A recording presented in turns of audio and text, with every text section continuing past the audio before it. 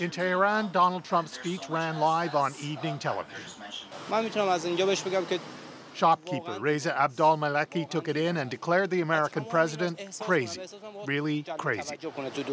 But that was not Trump's concern. History has shown that the longer we ignore a threat, the more dangerous that threat becomes.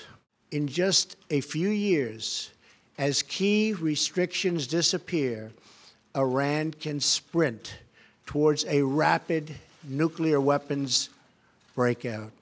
That's a complaint critics have made since the signing of the agreement. But then Trump added this. Iran is not living up to the spirit of the deal. All of the permanent members of the United Nations Security Council, plus Germany, agree that Iran is living up to the letter of the deal. So does the International Atomic Energy Agency.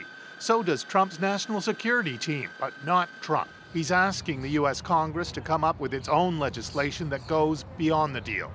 What force that would have in Iran isn't clear, but if Congress doesn't do it, then the agreement will be terminated. At the UN, U.S. allies quickly pointed out the agreement would live on no matter what Trump decides. It is not a bilateral agreement. It does not belong to any single country, and it is not up to any single country to terminate it. But there could be consequences for the U.S. reputation in other global trouble spots. Notably, North Korea. The international community is trying to reckon with North Korea's nuclear ambitions to avoid a war. Now, North Korea's Kim Jong-un will have one more reason to wonder whether he can trust such diplomacy if the U.S. is a part of it. In Iran, President Hassan Rouhani said he'll stick to the agreement as long as it works for his country and as long as the U.S. doesn't apply new sanctions. In a statement, Canada's foreign minister repeated support for the Iran deal as it stands.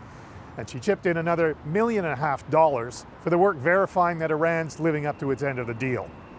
That sent an unmistakable message here, even though she never mentioned Trump, never mentioned his speech.